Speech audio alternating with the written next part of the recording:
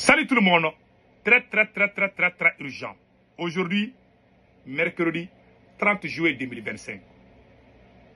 Je viens d'apprendre la guerre entre la Côte d'Ivoire et le Burkina Faso est en téléchargement et téléguidée par la France et ses amis.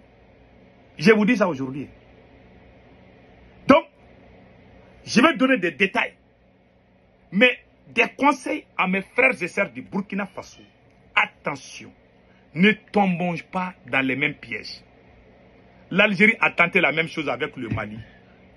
L'Algérie a tenté la même chose en détruisant un drone malien. Il y a un plan de déstabilisation contre l'AES, de dislocation totale de l'AES, en poussant un des pays de l'AES à rentrer dans la guerre contre un pays de la CEDEAO. En ce moment, les puissances étrangères, les impérialistes vont se ranger du côté de l'autre côté pour se venger contre nous les Haïtiens. Voilà le plan qui se prépare. Pas seulement de la Côte d'Ivoire, mais les pays hostiles à l'AES. Ils ont tenté la même chose avec la Mauritanie. Ils ont tenté la même... La Mauritanie a été à 0 pas de faire la guerre contre le Mali. Heureusement, les Maliens ont compris. Je partage cette expérience avec les Burkinabés. Moi, j'aime les Burkina Faso. Aucun pays ne m'a accueilli avec respect plus que les Burkina. Tout individu qui n'aime pas les Burkina, moi, je ne l'aime pas. Tout individu qui est contre le Burkina Faso, moi, c'est que je suis contre ces individus. Je défends les Burkina. Je soutiens les Burkina Faso. Tout a commencé avec l'assassinat. Le monsieur ne sait pas, le Burkinabé qui est mort en Côte d'Ivoire là, il ne s'est pas suicidé. Ils l'ont tué. Je ne sais pas qui, en tout cas, ils l'ont tué en Côte d'Ivoire. Ils l'ont tué, c'est fait exprès, hein? C'est pour pousser le Burkina à réagir, à rentrer en guerre contre la Côte d'Ivoire. Donc le peuple burkinabé doit faire beaucoup attention. La première erreur ou la première faute à éviter à tout prix, la chasse aux sorcières contre les citoyens ivoiriens au Burkina Faso. Ne rentrez jamais dans ça. Il y a des Maliens qui voulaient attaquer les Algériens. Moi, je les ai dit attention. L'Algérie voulait rentrer en guerre contre le Mali. Ils veulent détruire l'AES. Ils veulent pousser un des pays de l'AES à rentrer en guerre. Comme ça, ils vont profiter. Ils vont dire, ah, ils sont en guerre. Ils vont rentrer dedans. Ils ont des mercenaires. Ils ont leurs soldats dans ces pays qui sont hostiles à l'AES. Ça, c'est la première faute qu'il faut éviter. Cher peuple du Burkina. Le Mali a vécu la même situation. Mais les choses sont différentes. Pour le cas du Mali, ça, c'est les drones. Ils ont même massacré des soldats. L'Algérie a même, en juin 2024, là où ils ont tué beaucoup de soldats maliens. C'est l'Algérie qui a bombardé. Ils ont tué beaucoup de soldats maliens. Mais malgré tout, le Mali s'est ressaisi. On n'a aucun intérêt. Aucun pays de l'AES n'a aucun intérêt à rentrer en guerre. Quelle qu'en soit la colère, quelle qu'en soit la douleur. Ne tombons jamais dans les pièges de l'ennemi. Une guerre est coûteuse. Une guerre joue sur l'économie. Ils ont fait la même chose avec l'Iran en 1979. Quand les révolutionnaires ont pris le pouvoir en Iran en 1979. Un an plus tard, ils ont poussé Saddam Hussein à déclarer la guerre à l'Iran. 8 ans de guerre. Ça a détruit l'économie de l'Iran à cette époque. Heureusement que l'Iran a le pétrole et le gaz. Nous, les pays de l'AES, on n'a même pas commencé à exploiter. On n'a que l'or qu'on exploite. On n'a même pas commencé à exploiter nos pétroles ni nos gaz. Donc, on est pauvre. Pour le moment, on ne doit jamais accepter de rentrer en guerre. Ces gens, les gens qui ont de l'argent sont derrière eux. Et ils vont les soutenir par tous les moyens. Pour détruire notre économie. Quand vous êtes en guerre, là, c'est coûté. Hein.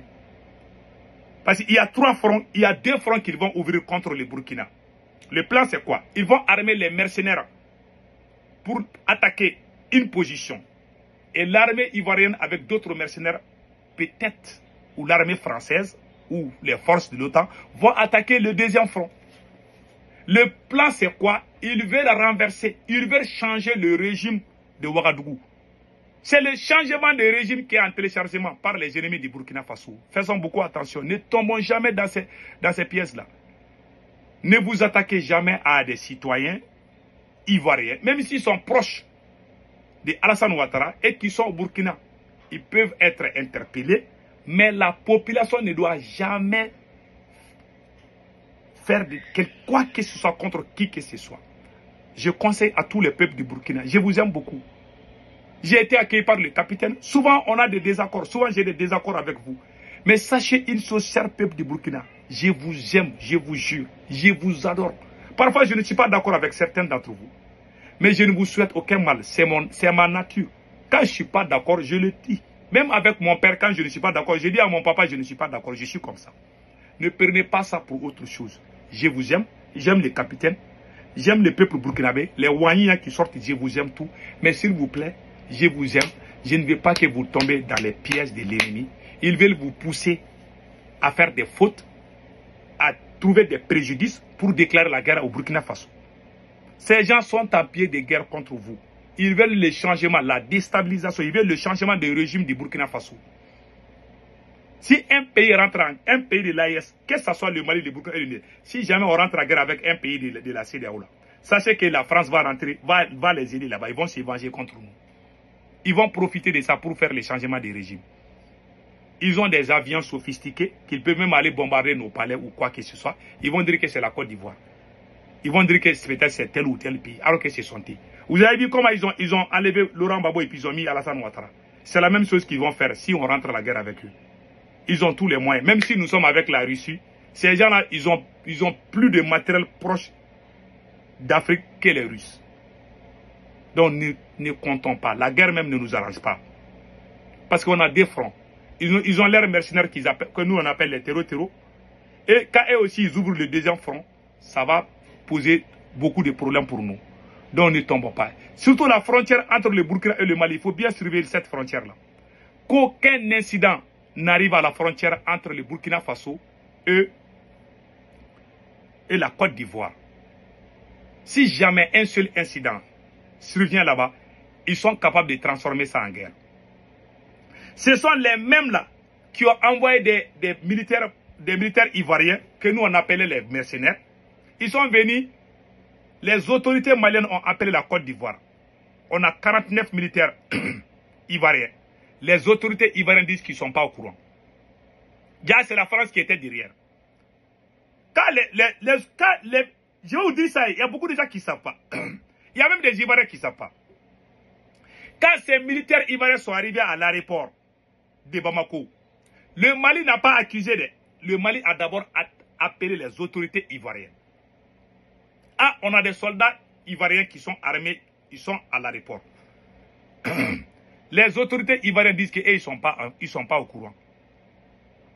Donc, les autorités maliennes ont donné le feu vert, ils ont dit que c'est des mercenaires. Et le lendemain, Alassane Ouattara est sorti très très énervé. Alors que c'est eux-mêmes qui disaient qu'ils n'ont pas de soldats chez nous. Ça veut dire que c'est la France qui voulait mettre les deux pays en conflit. C'est eux-mêmes qui disent qu'ils n'ont pas de soldats chez nous. Hein. Mais quand on les a montrés à la télévision malienne, on dit que c'est des mercenaires ivoiriens. Tout d'un coup, ils ont changé de langage. Alassane Ouattara a commencé avec des menaces d'abord. Après, il s'est ressaisi. Les deux pays ont failli s'affronter. Les puissances étrangères n'abandonnent jamais leur projet de déstabilisation. Donc, restons vigilants. Ils ont fait la même chose.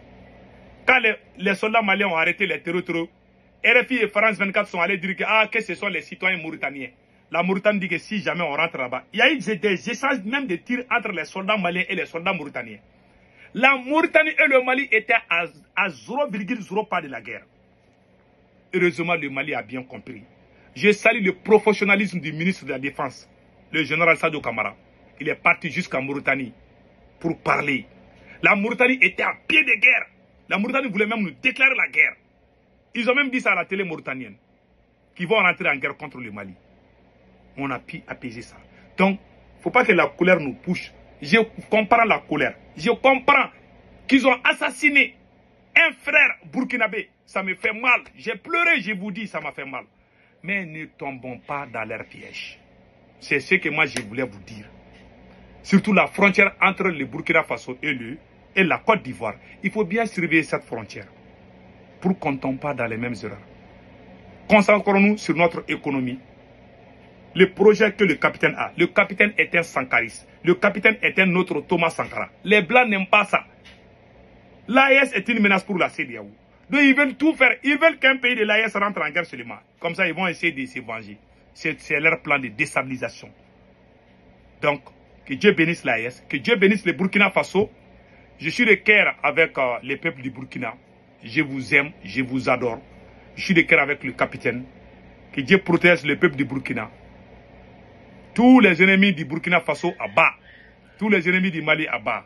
Vraiment, c'était ça que je voulais vous dire. La patrie ou la mort, nous vaincrons. Passez excellente journée.